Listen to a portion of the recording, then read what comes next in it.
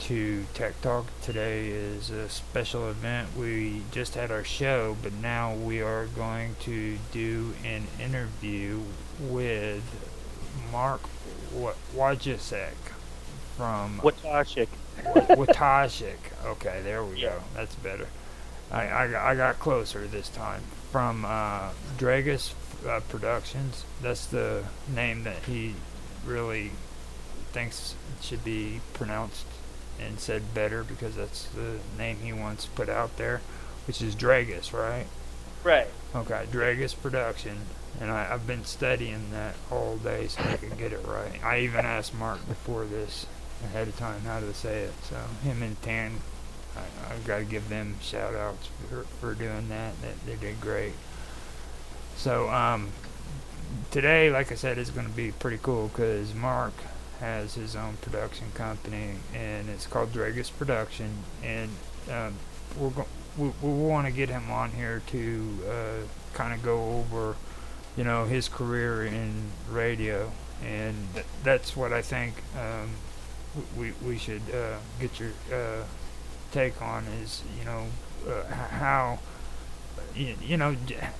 how did you have to go by getting into radio, some of the obstacles you went through, the things you've learned, and the mistakes you've made, stuff of that nature. So, with that, I want to open it up to you and let you introduce yourself and give yourself a background and just go into it, and we can get started there.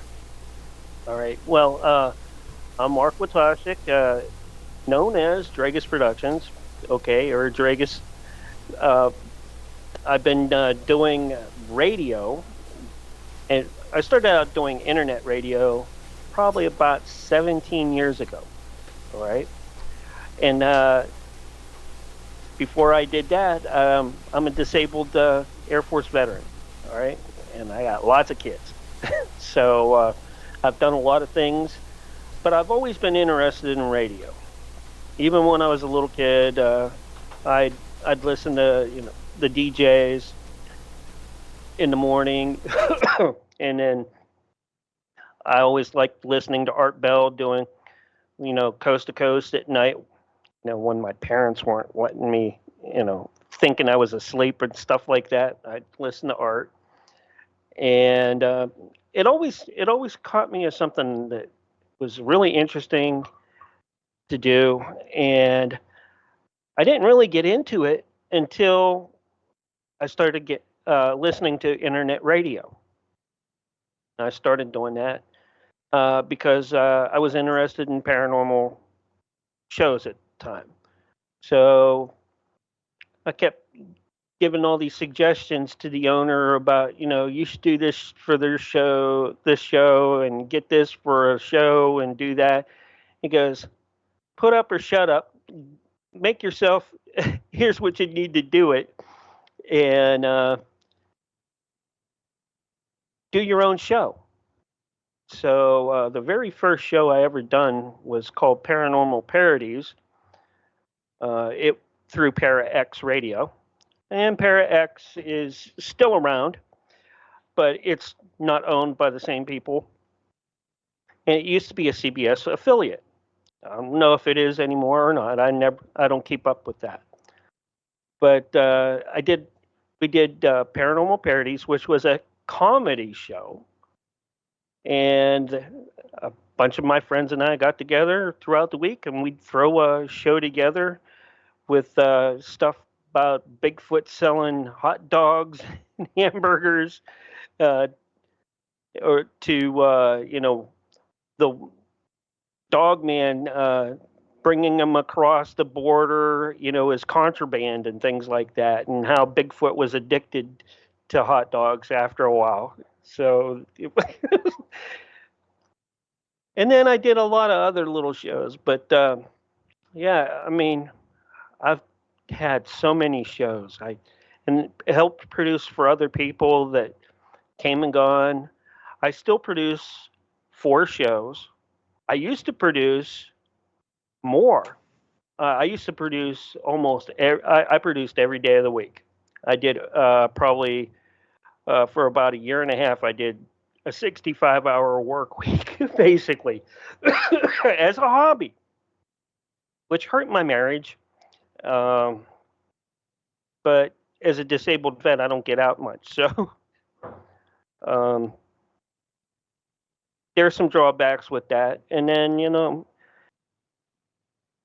I after I left Para X, we went into and I with another friend who had a station, and I ran his station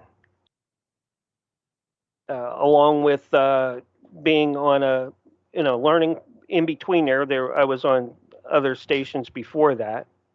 In between there, one big one was Be More Radio, which is no longer around. They had I think 27 radio stations, and uh,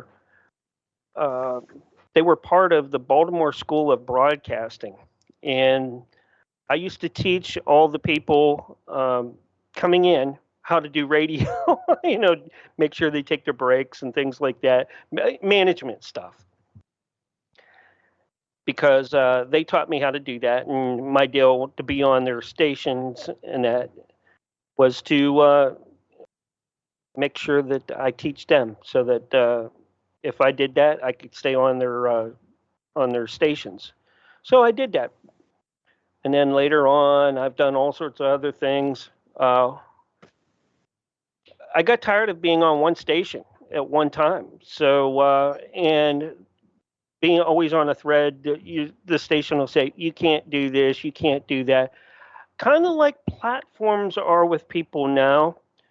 Um, they would get in a way that the stations would be heavily influenced by their backers, which would be like ABC or CBS who would own them, or they would pay royalties to them to get their logo put on their stations and things like that. So I decided to just go independent and use Dragus Productions as that. And I've hosted my own shows for years, 10 years. I ran a pretty successful show called the Cafe Enigma, which we'd take clips from In Search of and Cosmos and then talk about it in a roundtable. And then I kind of revamped it later on because I needed another show and brought in a couple new hosts, and it's not going as well as I wanted to. And there's going to be some big changes here real soon on that show. And that show is going to be called, well, it's called the all new Cafe Enigma. But I picked up, I do variety. I don't do just paranormal. We do a lot of political talk, comedy skits in some of the shows.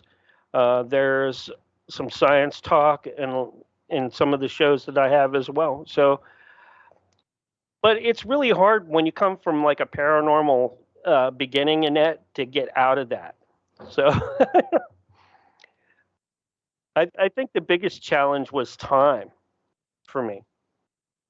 I had to learn to cut back because quality. I've always been a stickler for quality, and I wanted the very best for anything that I put out. And I wasn't getting that doing 60-hour plus and running everybody else's shows for them at their leisure. Well, things at home weren't all that great. But things are a lot better now. I've only got four shows now. There you go. I only stream twice a week, so that cuts down on a lot of hassle. And I don't host shows anymore. I have other people that I rely on to do that. Now, when you were talking about that before, you've mentioned that to me before outside of this stream. So I kind of want to ask you in the interview, what's the thing? What's behind that? Why is it that you want other people to do your shows instead of you doing your show on your own? Well, to produce, Yeah, and to host. is a real pain in the butt to me. All right. I don't mind being interviewed. I don't mind coming in and being part of a panel. Mm-hmm. That's never. I don't like doing the prep work, especially if I'm gonna. Here's the deal. Okay, for me, I've got it down to a science where for every hour on air, it's 1 hour before, and it's 1 hour after for each hour on air to do a show. So that's 3 hours for every 1 hour of live time for me. All right, to do it the way I do it, and that's regardless if I use audio or if I use video. Uh, and if I was just doing audio anymore, I would even add probably another 2 or 3 hours on, or no, I would probably add on to that probably about another 15 hours per show, not hour, but per show for advertising that I would put in.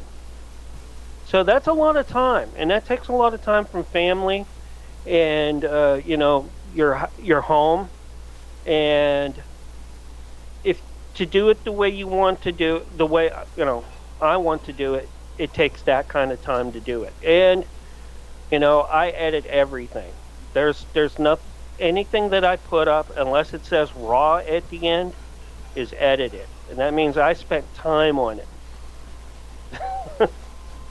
That was a good answer, right? That's kind of what I was talking about, like what I really want to hear from you when it comes to your radio career, because I think that's what people really need to know when it comes to radio broadcasting, that it's not just you getting on and talking, because I've had this conversation with another guy where he thinks that all you got to do is get on frickin' your show and just run your mouth for an hour and everything's good, you know what I mean? And don't worry about all that editing or anything of that nature. And Yeah, well, I know people that are like that and still do that, and some of their shows are okay, but they're when I listen to them, I don't- you know I listen to when I listen to radio or I listen to podcasts and I listen to other shows and things like that. I look at it technically. Okay, okay, they took too long for a break between sentences or between words.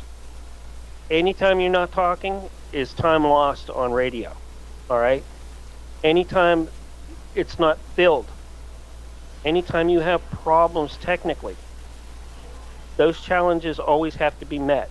And you have to be flexible to make sure that those are fixed or you work with them. All right. Something I've noticed most doing all this streaming stuff is that because the sort of subject matter that me and Roger tend to talk about on the Tech Talk and the Wednesday stream, quite a lot of research can go in beforehand, which could take hours in itself. But Right. also, issues such as technical issues. I mean, we've had times when we've had sound issues, and that can break off the momentum. Well, everybody has to remember too that most of us run off of one computer through either cable or fiber optics through our home. We're not sitting in a studio like Art Bell used to, or with a team of techs behind him and a person handling his calls. No, we do it all. you know and if you in when I hosted my own shows, I did all my calls, I did all my edits, I did all my pre-show, my after show, everything. And that's very time consuming. And I did that for 10 years with that one show. And I was really but before I even get to that, When I did that show, before I even got that show together, I took a year and a half, drew out what I wanted from it before I even put it on air or put it out as a concept. I took it and I said, "What do I want?" And I said, "I wanted something that did this, this, and this." All right. What was my goal with that? To get this, this, and that. How was I going to achieve it? And I had it all mapped out before I even put it out, and that's why the show was successful. It's, I would say, you need to be fairly technical minded to be able to organise yourself. But again, it's mainly down to good organisational practices, creating some sort of processes to aid you in that organisation. Exactly. And along with that, that's why I have the hosts do the topics. I never choose the topics. I might steer them towards a general area, especially the one show. But all my other shows, it's on the host. The only thing I do is the tech issues, the getting them on, off the air, the breaks, make sure that's done. I make sure that all the after work is done for the cleanup, and you know they don't have to worry about that. So they can worry about the next show that they do and start working on that immediately. And that's another thing that makes it nice doing just production work. Now, it's okay to talk and it's okay to, host. But, if I was going to host again, I would probably have someone else do it, but I wouldn't feel comfortable because, you know, I've done it so long, it wouldn't be done the way I want it. So that's why I haven't done it again. And I do jump in from time to time, and I'll take over, a show to fill in for a host when they're out. Because I've done it before. I've done it enough times. I have enough experience. I can jump right in there. I pretty much know about the show, what it's going to do, because I produced the show. All right. If I don't know what's going on in the show, there's a problem. I might not know the guests that they have, but even if you're a good host, okay, if you're a good host, you don't control the conversation when you're doing a really good show. The guest does. You just kind of steer them. Well, can you talk about this? And then you just let them roll. Can you talk about that? And then you can let them roll. But before you even do any of that, and before you even get them on the air, is there anything that's off limits? I can't say this. I have an NDA. I can't say that because of this. I won't talk about this because of that. And once you get that all cleaned and cleared, you can, pretty much, have really good interviews with just about anybody that's a good talker if they're a good guest. Now, see, that's something that even people that do shows with me, Mark has a hard time understanding this, and so does Tan. Like, whenever I talk about them guys, I tell them all the time, I'm like, look, man, I don't do anything. All I do is I sit here and I freaking make sure that the stream goes through, but, like, you guys are the show, you know what I mean? I don't know. On the Tech Talk, you always come up with an opening sort of theme.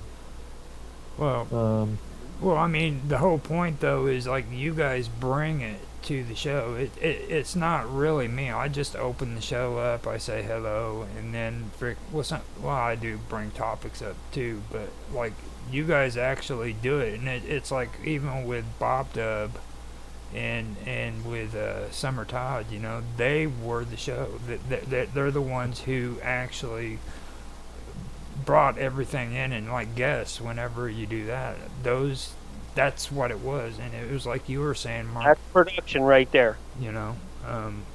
and it's like freaking I just make sure the video goes through and that's it. You know what Yeah. I mean?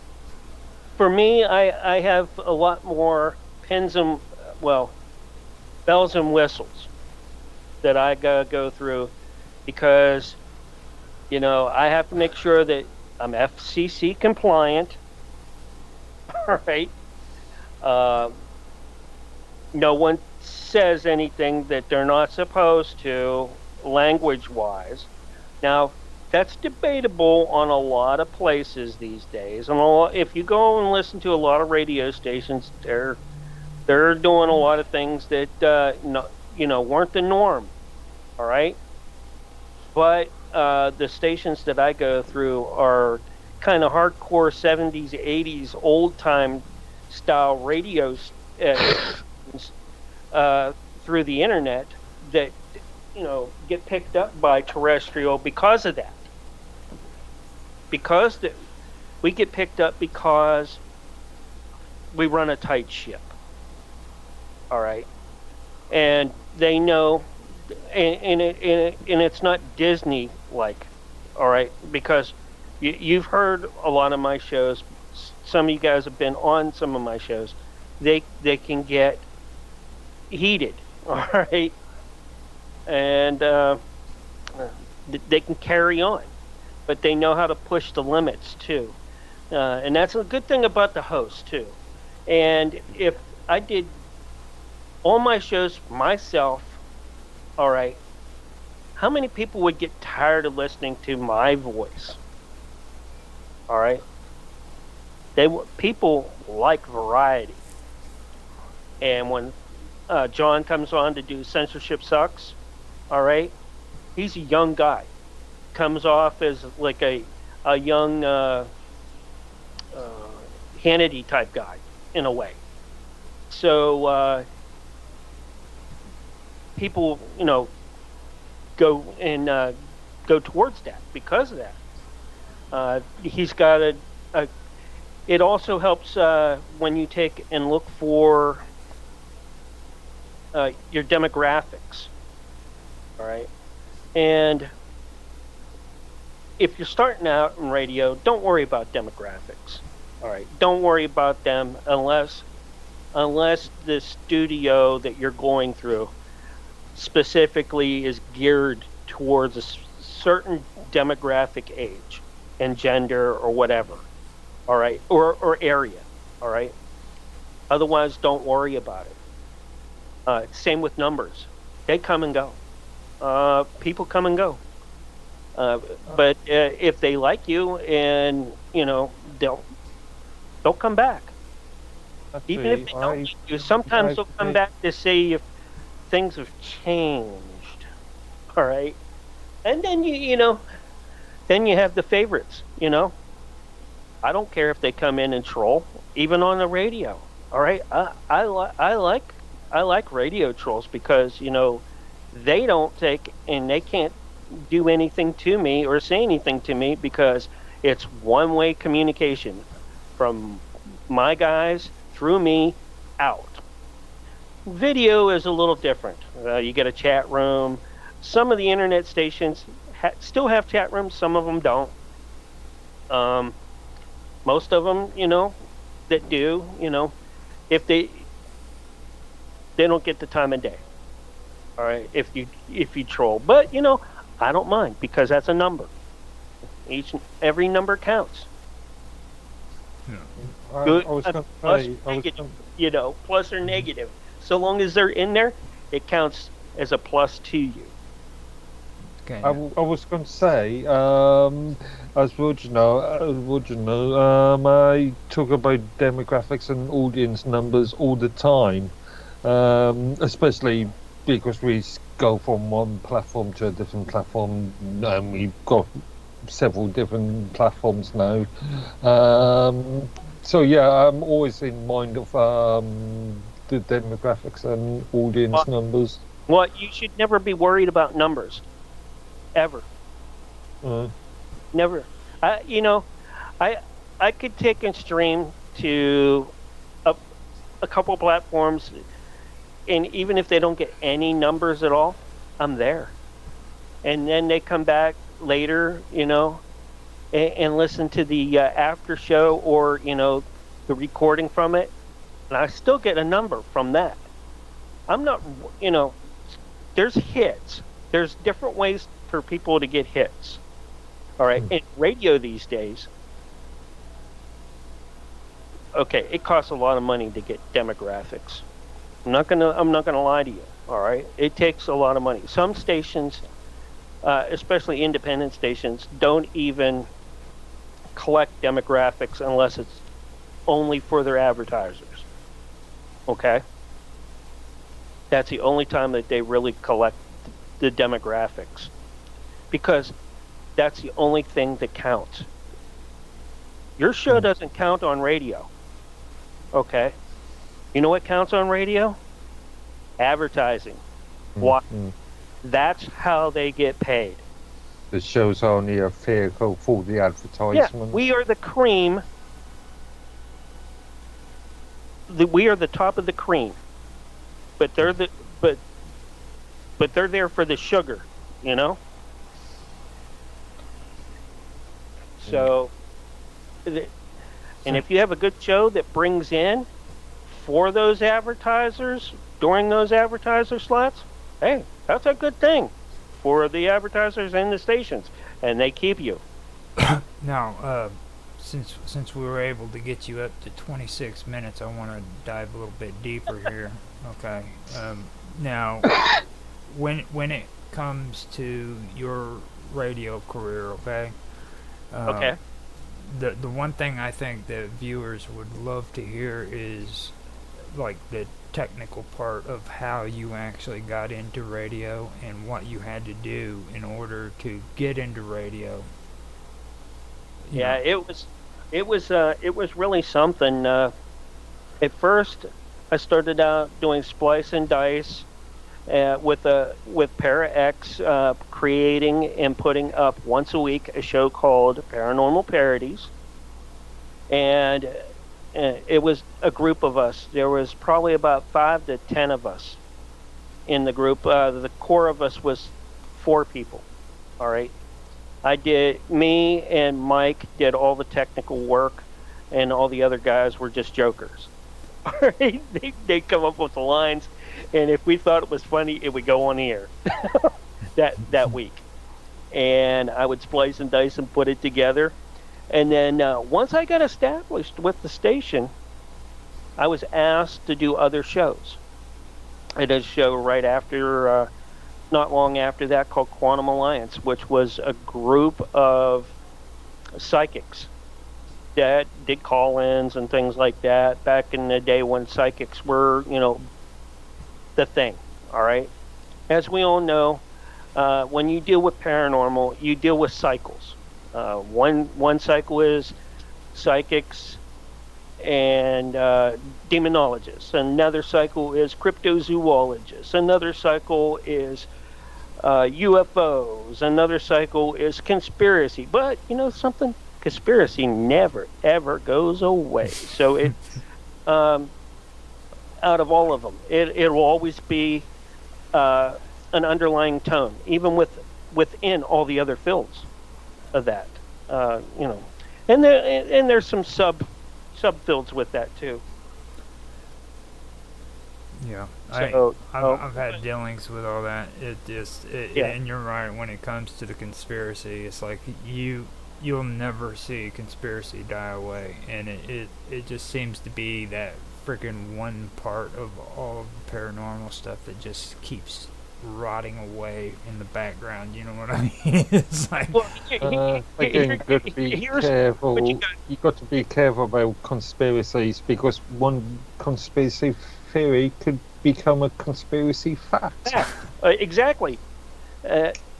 So you have it in all of them. There's a conspiracy that we already know about psychics and this, that, and the other, because our government and other governments have used psychics and that, so they know it works, and also big businesses use them too, and so okay, there's some things about that, all right, and then you go into the the secret programs with that. And then that goes into, oh, wow, I stumbled upon Secret Space Force and all these other things. And oh, and by the way, we knew about giants and Bigfoot for ages because the government is in some samples, that they've even sent to the UK.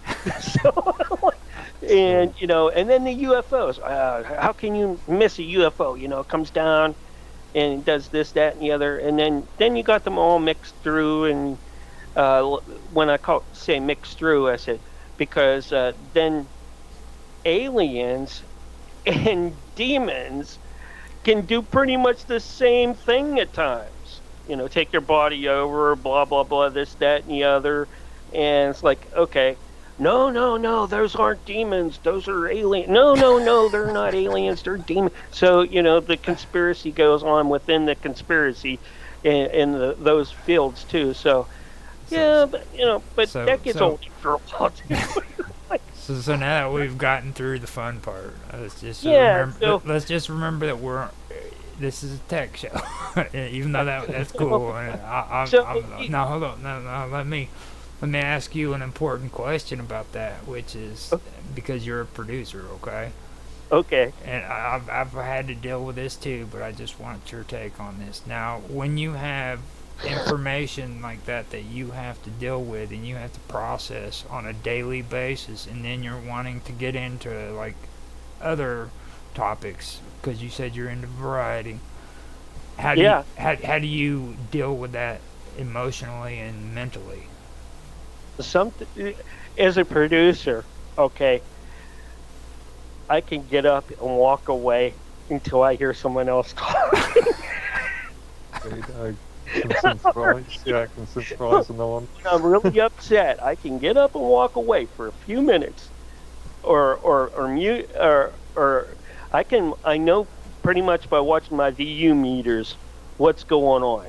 All right, so I can even mute. I know when my breaks are, and then during those breaks, that's when I can straighten things out or say, hey, we need to change direction, or you guys already talked about this, that topic's old. Let's move on, or I'll message one of the other people, because there's with any of my shows, there's usually more than one person that's involved with it. Okay, there's always more than one, except for one show that I have right now. There's only one host. All right, and that's Jack Carey's Paranormal Intelligence Agency show, and it's not really it's kind of a paranormal show, but it's not really. It's more of a science based show. It really is. He talks about hitchhiker effect and things like that, and Jack is a very logical and theoretical type guy. So he doesn't get into the what. Well, he gets into the what ifs, but he doesn't go out and say Grandma is talking to me and she's been dead for 50 years. It's a totally different type of show than that. But there's always ways to make things move on. Like I am working with one of my hosts, my host right now, to do changes on one of the shows that I've been talking about, and I probably mentioned the name of it before, and because it's not going the direction I want it to go. And I'm going to give it a timeline, because if it doesn't, if things don't change within that timeline, the show will either go away and a new one will come in place, or I will, downsize. And that's always an option with me. And that's, and downsizing doesn't mean that I downsize forever. It means that I'll take a break and I'll look for other talent to fill that slot, or a similar type slot to fill in a similar time frame, and I'd work with that host to do that. But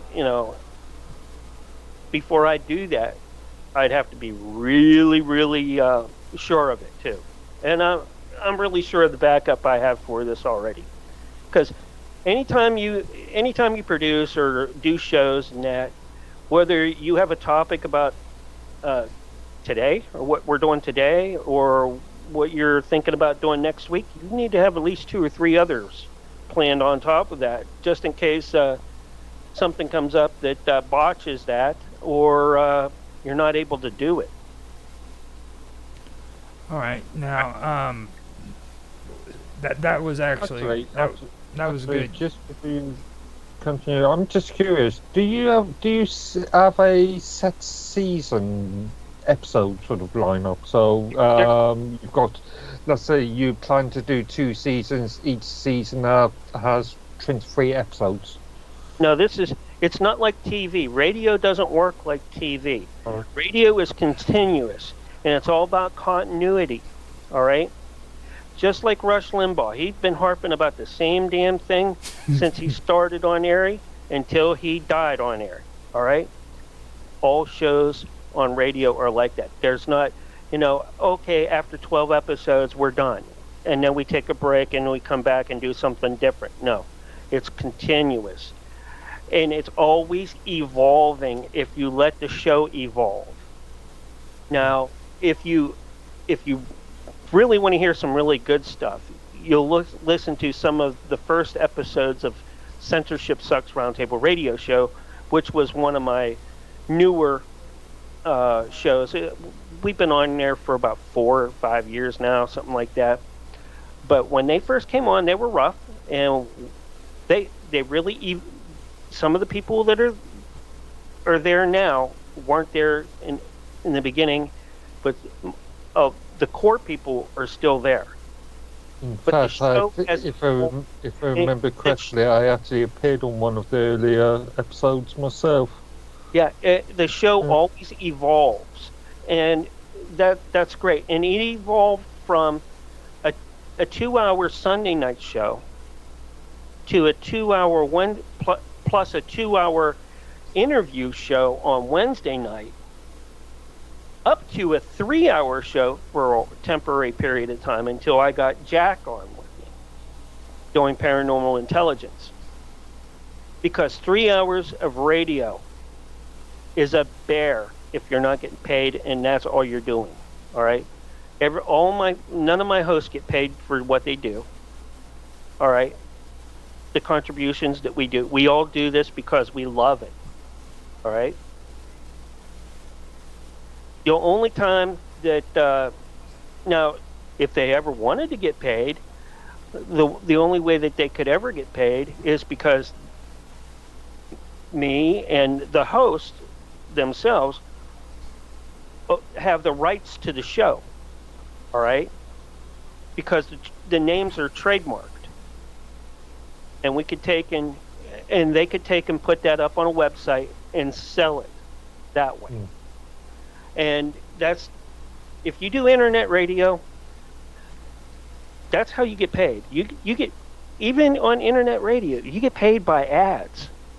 You don't get paid by, just because you did a show, this, that, and the other. Hey, these guys do a lot of work. They've done a lot of hours for me over the years. I've done more than any of them, and I've never got a dime out of any of it, but I love doing it, and I love helping people that want to do this get out. And that's how it gets done. And everything that I can do, we can kind of shortcut a regular radio station with a lot of things, because number one, they don't have to have a person there to do the show. They just have to set their broadcaster up to connect to our stream at a specific time, because they know when they connect to me that those breaks are going to be taken at specific times as well. And they can click in and out during those time frames to put their own ads and that in, and they get paid for that. Something I really like about how you handled you off a show that I've appeared on a few times now, the all new cafe, is when is that you actually do make an announcement or a text-based announcement 3 minutes before you go and take a break, and you've actually organised that. You've actually set that as a sort of procedure. Well, because of numbers with that show, I could have that half hour of pre-show that we have for them could be part of their show, but they don't have the numbers to take and add into that for those. And I've been working in really hard to take and get those numbers up to where that they get that. Now, but they've actually slid to a point where they may lose an hour. So on that particular show. But other than that, I don't mind talking about this because people are going to see changes here real soon, and if they if they're blind to it, it's their own fault because they didn't see it coming. Because I've been saying this for a while. So. But I've actually put a date on this now. So something's got to happen by the end of this month, because this is in radio, you don't get as many listeners as during the summertime, for this, especially with the independents, as you do in the wintertime for some reason. It has something to do with school being off and things like that. The demographics for the age changes too for the summer. So you only get like really hardcore older people listening in the summertime on radio side. In the wintertime,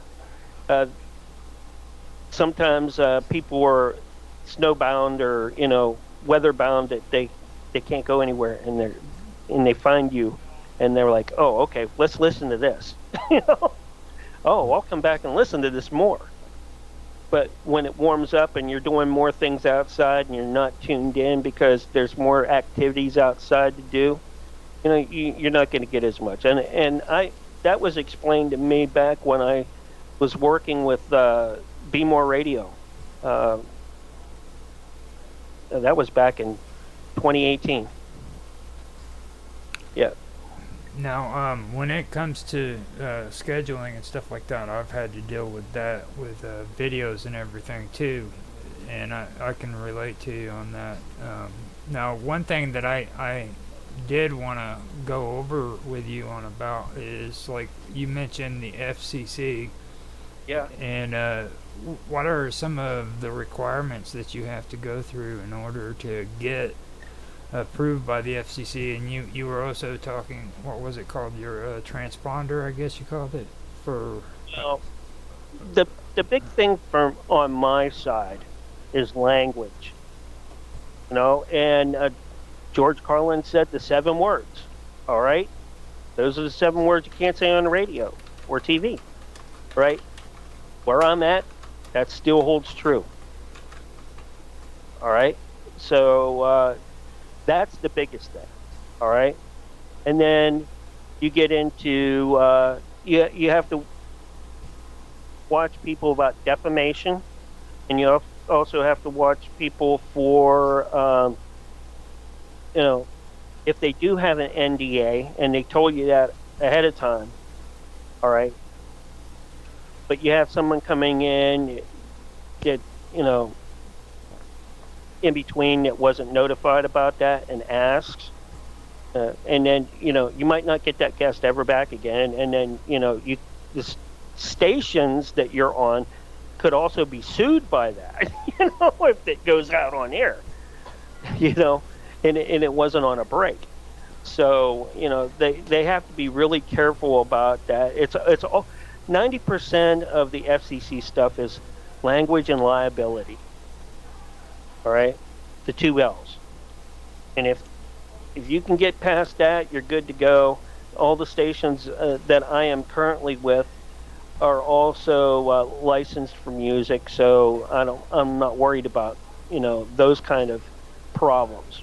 All right, because and I'm covered under them as long as I'm with that station, using that station, I'm covered under them for that. Now, see that was kind of what I was leaning towards because that's something that a lot of people in radio don't have to deal with. That a lot of people who are into streaming and making their own podcasts and stuff do have to deal with. You know what I mean? You got the protection of the radio company that you're working through that's licensed with music. Um, and I think that's interesting. And then I also wanted to mention it because Mark Edworthy, he's a he this is where he loves it. He sits up late at This night is just this reading. this is my biggest thing about video. All right, every radio station can be licensed, and anybody that's on that station that uses them, that's connected to them, is covered under that license. Why the hell? I'm sorry. Why can't and it should be the same no matter what type of broadcast you make, whether it's a radio or video. That those licensing like that should be the same. So, and it should not cost. And each one of those companies can make deals because all it takes is to get those lawyers together, uh, call up BMI's lawyers, call up ASCAP lawyers, call up uh, the other companies that take that stuff, into consideration in that. Call up their lawyers, cut a deal. That's all it takes, and everybody's fine with playing whatever they want on the radio at any time.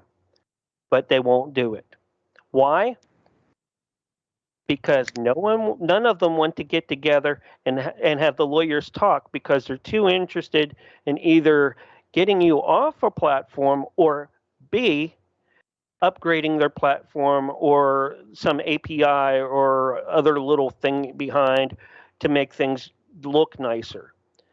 But if you did that, can you imagine, how many great artists you could have being on a platform and that doing more of their own, music and then having folks like me or you or anybody else say, "Hey, we know about this. We're not selling it, all right? We don't have the rights to this, but because I'm playing this, they're going to get, credit for that because, you know, it's already that's already been agreed upon and taken care of, just like a radio station." I suppose at the end of the day, it's down to competition, really. It would only take one platform to do it, and the rest would fall in line. One. Believe me, if Kick, Twitch, YouTube, Odyssey, Rumble, Facebook, any of them would do that. The only thing that I can think of is they're getting huge kickbacks from those companies to do this for because then they can sick their legal dogs upon the helpless people that we are.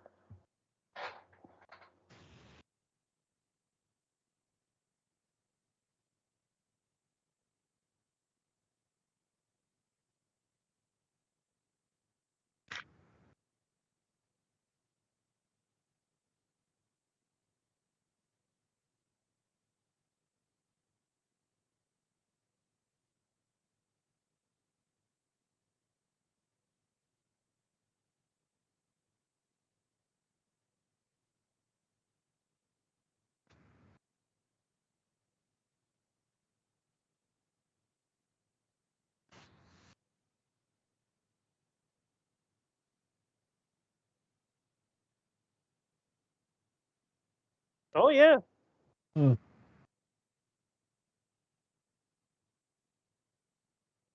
Oh, here's something that's not talked about a lot either. all those little sound effects, they're copyrighted. Oh, some of them can be copied A left. Sort of. majority of them are right now. You have to be very okay.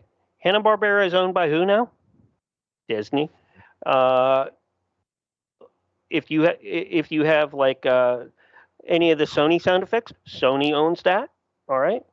If you have any of the sound effects from Paramount, who owns that? Paramount. So they're all copywritten. So you have to be careful, even with a sound effect. And a sound effect can be anywhere between a second to whatever.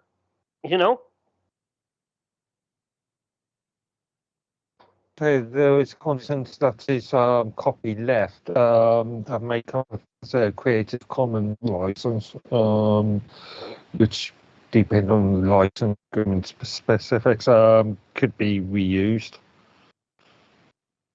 But, there's a big challenge going on right now with music and stuff like sound effects and things like that using AI, and they're trying to clamp down on that and have it tagged as well.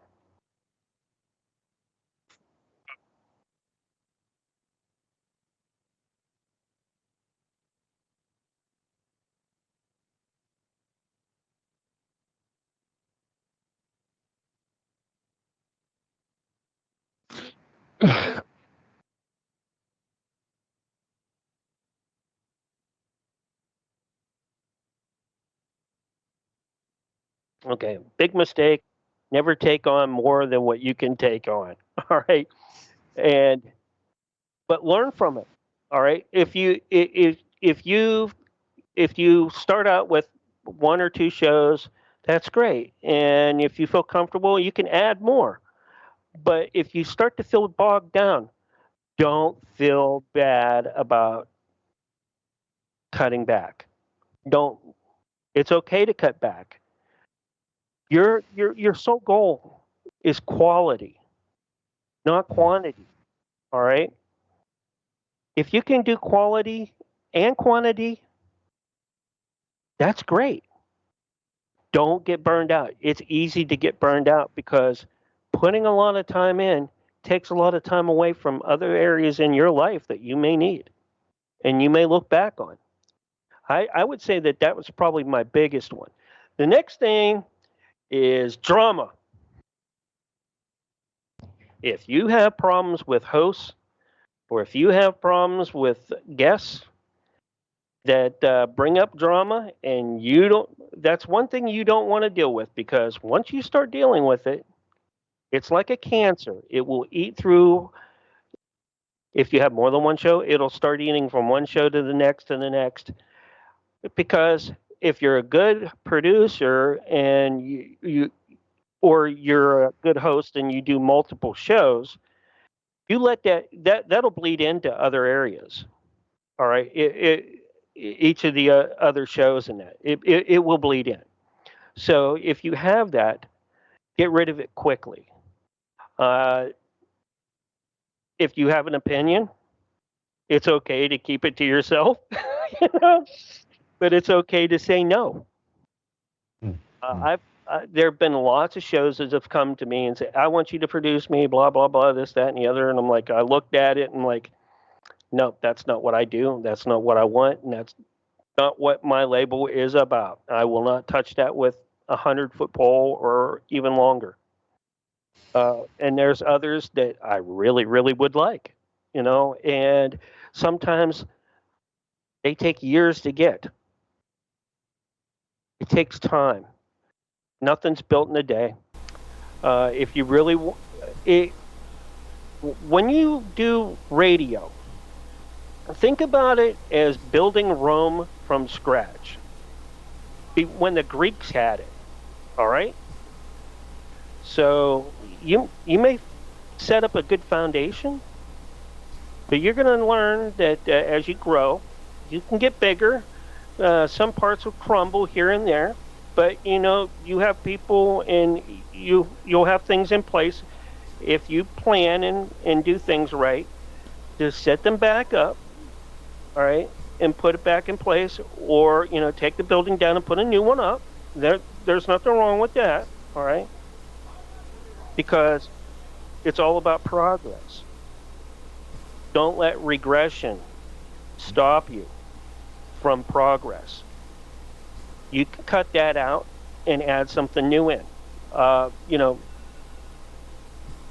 talked about recent problems and issues that I have, all right?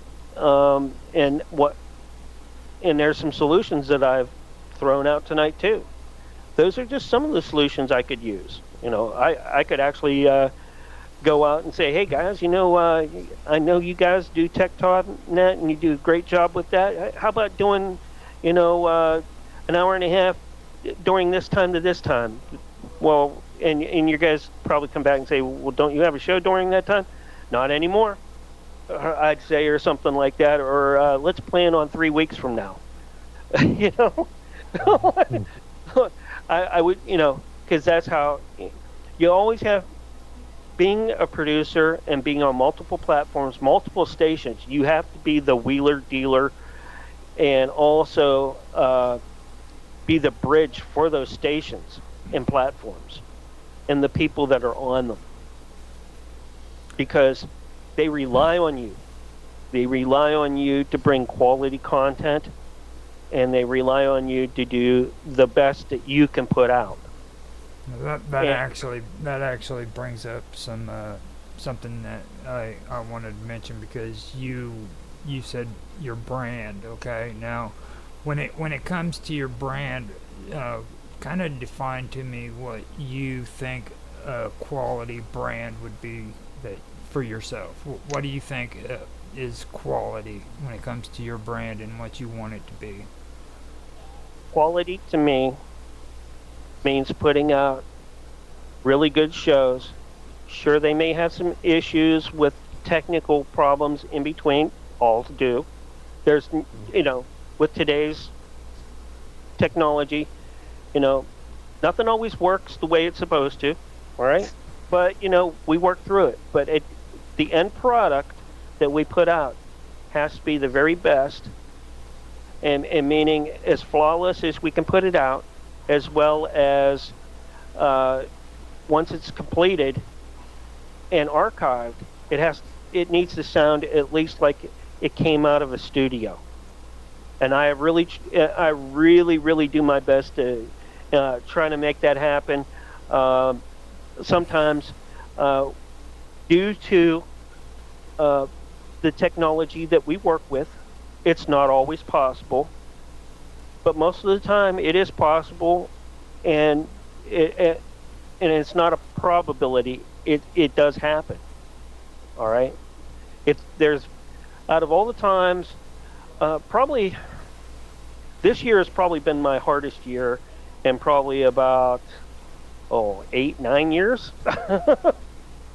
because I've moved. I got a new studio. Things aren't set up the way the old one was, but the new one seems to be doing better in a lot of respects. I got a lot more room. I have the ability to upgrade now in a way that I didn't before, as well as, I can do, a better product. Once I get, and every little thing helps. And it's not, I've gone probably, since I started, I've gone through probably about 4 computers. Yeah, I remember when you did your move and everything, and you had a little bad incident there with the tornado. That's another thing too. You can do everything you can to get your best quality, best out there, but acts of God are acts of God. All right, you can't do anything about that. But if you have people that are good, that are with you, they'll stay with you to the very end, knowing that. All right, because you've put out other things before, and had worse times before, but still put great stuff out.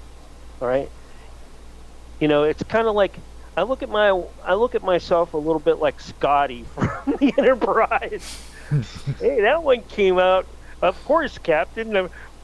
Even though it was only 80%, but what do we put out? The Enterprise The really old adopted armor, yeah. yeah, sure. Probably for 1.9, but Well, you see, there's a formula that Scotty had that everybody always keeps forgetting, okay? And it's like, if you know that you can freaking do 80%, you tell the captain that you can only do 70%. 60%, 60%. He was always like, Yeah. no, Captain, that ain't gonna work. Roger, you've worked in tech support before, I say. It's interesting. As Roger knows, I've gone through some like 4 or 5 microphones within the last 2 years. This being the most recent one, this lapel one, which sounds pretty good in my estimation. But yeah. We've had quite a few audio issues on previous recordings, but not to say that the content itself wasn't bad, because majority of the time the content was good. But yeah, technical issues such as audio can be a nightmare. Yeah. Especially if you're radio, because that's everything right there. You know. Indeed. See, I can probably count on both my hands. I don't even need my toes for all the times I've ever had to scrap a show and all the time I've ever been on. Okay, that says something. Now, with video, it's actually an advantage when it comes to mishaps, because like with Mark, dude, I get some of the best freaking content when his headphones are messing up. But I agree. Like if it was radio, it would be a nightmare. You know what I mean? There's no way that you could turn that into a positive at all. Like, yeah, and there are shows that I've had to, like, all right, fine, I just gotta turn everything off. Tonight's not gonna work. Mm-hmm. Call everybody up. And it's a very rare thing, no. But what do you did that? Extremely rare. I mean, 2 years ago? it's like finding. It would be like finding a stingray in Lake Huron. All right, it's possible because they could come from the sea, and work all the way over to Lake Huron. But yeah. But is it probable? Probably not. But there might be a couple of them in there, and huge. What was you gonna say, Mark? I heard you make. Yeah, no, I was just thinking. Didn't you have a show, some like 2 weeks ago, 3 weeks ago that you cancelled, or am I thinking of somebody else there? Who, me? No, Mark. Oh yeah, I had 3 weeks ago. Well, no, it was about a month ago. I was on air, and right as I was on air, the tornado came through and knocked me completely out, and I was out for quite a while. I was out for almost a week. Yeah. Yeah. And even when I did come back, my internet was not what it needed to be, because even my fiber optics were on the ground. They're not on the ground anymore now. You didn't know if there was a dog or a cat or someone walking on the on the fiber optic outside. Yeah. Or if my son wasn't paying attention when he was mowing and just chewed through it with the mower. But no, that didn't happen. But things. It probably the biggest thing that you have to worry about is dealing with the tech problems and how to make everything talk to each other. All right, and then once you get that down, and if you don't have an issue, you're good until you get on air, and and then you may have some drama issues or something like that. But you know, I've been doing this long enough that I just won't deal with it, or we can fix it, ahead of time. But there's some things that are a little bit more deep seated than others, that take some special gloves to handle. Now, since we are on Twitch, the majority of people who actually watch my stuff is actually gamers. So, as somebody who's been in the radio business and is getting into streaming and everything, what advice would you give gamers when it comes to what you've done so far? Okay.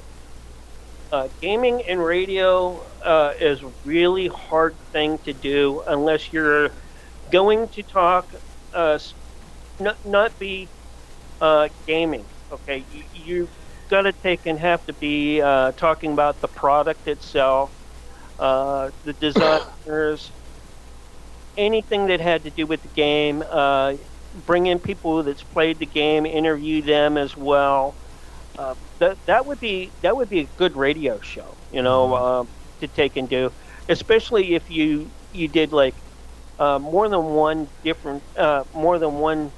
type of game that you would talk about. Say if you had a weekly show, I would take for instance do Blood Rain. All right, we're gonna talk about Blood Rain, the history of it. How it started, who put it together, and why it was done this way and that way. And then, as a continuation, because there were so many of them, you could go and take and talk about, how they developed the next one for it, and if there was anything that was in between that wasn't, put out to the public, that like insider stuff. Mm-hmm. That's great content for radio, so long as you can take and make sure you get you're on time, you take your breaks when you're supposed to, and that's different, per your agreement with those stations, if you can get it that way, and do that, because I'm going to tell you this: if you do a podcast, radio stations don't want podcasts because you don't leave any room for breaks. All right. If you listen to any good radio station, good radio talk show host, he's going to have like 6 breaks in an hour. But they allow me to take only 1 in the middle of the hour and 1 at the top of the hour because of how much time I allow during those. So my breaks are usually, if it's a 1-hour show, it starts at the 25-minute mark, and the show needs to end no later than the 55-minute mark or the 57-minute mark. And I don't mean talking-wise. I mean the show actually has to end with the outro by that time. And a lot of people don't understand it. Your time, your intro time, your buffer file time, well, not your buffer file time, but your break time and your end time is all part of your time on. So you only get like 45 minutes to really talk when you do an hour show. Mm-hmm. 48 if you're doing really good. Yeah. All right. Depending on how long your intro, outro, and you have for your break. See, that's what I have a hard time with gamers about. Like they like to argue with me about this stuff, and I tell them, look, man, I'm not just giving you my opinion. I learned this when I freaking actually studied it on freaking LinkedIn Learning and shit. They teach you 45 minutes is tops. You don't want to go. Yeah. You don't want to go over 45 minutes when it comes to a video because people don't want to hear more than 45 minutes on it. You can do extended videos like me. But you have to have breaks. Right. Exactly. All right. And I do breaks. I do pre-shows. I do breaks. We do all sorts of other little things to separate that from the regular show time to the regular end time of those shows. Right. Like even a 2-hour show, at the end of the first hour is the 55-minute mark. The beginning of the second hour is 5 minutes after. That's a 10-minute break. Can you imagine how much money you can make with advertisements doing that? Yeah. If you're on a radio station, time is money. Oh, they've gotten mad at me. They start telling me that it's nonsense that I make 15-minute videos. I'm like, dude, the majority of people on the internet like 15-minute videos. So I make 15-minute videos. Well, I don't. I won't watch anything that's not considered an hour long or more. Yeah. That's just me. Well, you're Mr. Radio, though. I mean. Yeah, but that I have things that I look for that are a lot different than the normal person does when it comes to airtime. I was talking to Roger, I think about a week ago, about this, and we agreed that 45 minutes is probably the sweet spot, both for both radio and video and long form video content. And going back to the gaming thing, I've been a subscriber of a retro gaming channel, computer channel for YouTube channel for some time now. Granted, it's a slightly different medium because adverts are full stop on you at certain points, rather than you've got a bit more free form for. But yeah, these people generally will talk about their experience of growing up with certain computers, certain computer games, and then we'll have may have interviews with developers of certain games, old games, and they will have a sort of their own advertising slot built into the video, but again, YouTube will add extra videos on top of that, which can't do anything about. But yeah, it's interesting to see how they structure their content. Now, Mark, we are at an hour and 12 minutes and 35 seconds. So I think we should end this here, and then before we do, I'd like for you to kind of give yourself a plug, let everybody know how they can get in touch with you and everything. I know you did it at the beginning, but it's traditional to do it at the end. So. Oh yeah. Anyways, to get a hold of me or any of my shows, look up Dragus Productions at gmail.com. DREAGUS Productions, all one word, at gmail.com. My shows stream twice a week, Sunday nights and Wednesdays. You can check me out on most social media sites, but YouTube. Yeah, I even love how you do that. Like, you've even got that whole accent down. Like, the moment I said to do that, bam, it just clicked right in. You know what I mean? I love it. It's second nature. That's second nature, you know. Yeah. Because the views expressed and the opinions given. Right. So, before coming on, I actually was working on disclaimers. No, I'm willing to buy a lot of things, but it's like I had an issue with karma when we first started all this stuff, because Jaffe does that shit on his show all the time. He like throws up these disclaimers, and I'm like, you know what, dude? If anybody is dumb enough to come on my freaking channel wanting medical advice, then freaking they get what they deserve. You know what I'm saying? I'm not gonna freaking get on here and put a disclaimer on every time. You know what I mean? So. Oh, here's the thing about disclaimers. The only time you need one is if you're on radio or multiple platforms. Yeah. If you're on multiple platforms, it's a good idea to do that. Just CYA. All right, there's nothing more that you can do but that. All right, and that's the best thing you can do, especially because each platform has a different term of service. As long as same goes for radio stations, because what you talk about might not be what they like, but they'll keep it because it brings numbers. All right. Unlike certain platforms that I won't mention, that'll just ask you for no reason. But anyway, or wait over a year and say, oh, by the way, I'm like, what do you mean by the way? There should be, some grace on that too. If Ethics. if you rape someone, there's a fine, you could get away with it after a certain period. Like, come on now, you can't do that with this other stuff.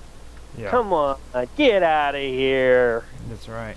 So with that, we're gonna go ahead and freaking end the show unless Mark wants to say something pretty to you.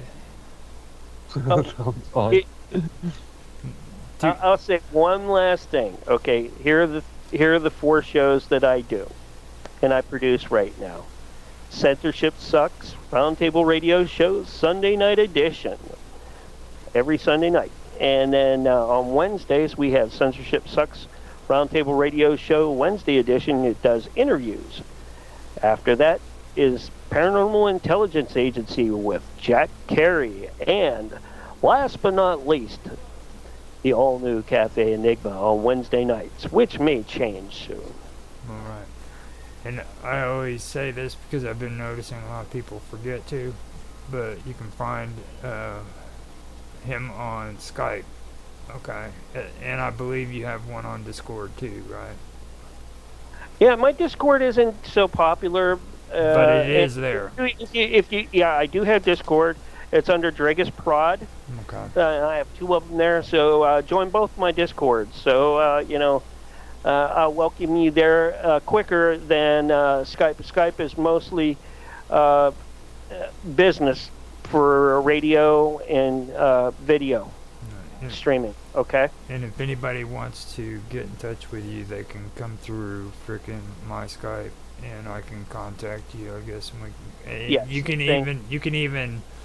even contact him right there on my Skype channel. So just do the @ and he can get in direct contact with you through frickin' Tech Talk, and also all the other stuff that I have going on. So I'm glad that you was here, man, and this was a very good interview. I really think you did a real good job on this. And, well, thanks. It's been a while since I've actually got to do things like this, and I don't mind. I like coming in and giving it the way Well, that's why I wanted to. That's why I wanted to steer you away from the paranormal and the conspiracy stuff, because I know you don't get too many chances to come in and actually talk about your career and radio and stuff like that. Oh yeah, I've actually had celebrity shows too, where we've had people like Leon Hendrix is on, and that's Jimi Hendrix's brother. Mm-hmm. We've had lots of different. When I produced Debbie Perkins. Mm-hmm. I produced her for probably 15, 16 years, something like that. And we've had all sorts of actors, cartoonists, artists of all types on that show. And I could probably do a book just off her show. I'm surprised she isn't doing one. She might. And if she did, I'll be like, yeah, go ahead. Just put the label on there and just give me credit. I don't care if you have the money or not from it. Just give me the credit. That's all. I've got all of that beat because what I've got the great Mark Wojtazsek from Dragus Production. So yeah. That's cool with me. With that being said, I am going to go ahead and end the stream, and I welcome you back anytime. You're always welcome on here. I say sure. that It'll be great coming back. It's just probably me in a nutshell. a really general overview of what I've done and where I've been. If one day something might come up and we're talking and that we'll get into something onto a topic and be like, yeah, back in the day when I was doing radio on this show, Yeah. we talked about that about 6 or 8 years ago, and the dude was saying this, and I'm like, yeah, All right. yeah, I can see it. Things like that do come up, and especially with radio and talk, and that's fine. I'm all for it, and I like cross-platforming, whether it's my shows or folks that I'm good with, like you. Want to bring your people in with mine, and same way back. That networking in radio is a must. I didn't say that to the other people, but Yeah. that's something that that's something you learn over the years. And believe it or not, radio is very cliquish. Very cliquish. There's groups in there. I mean, like, oh my God, if you're in with one group, you're out with another, and that's the difference between getting on a station or not. At times, yeah. Even with the independents, they're very. I would not. The independents are pretty aggressive. Okay, so some of them will pull together.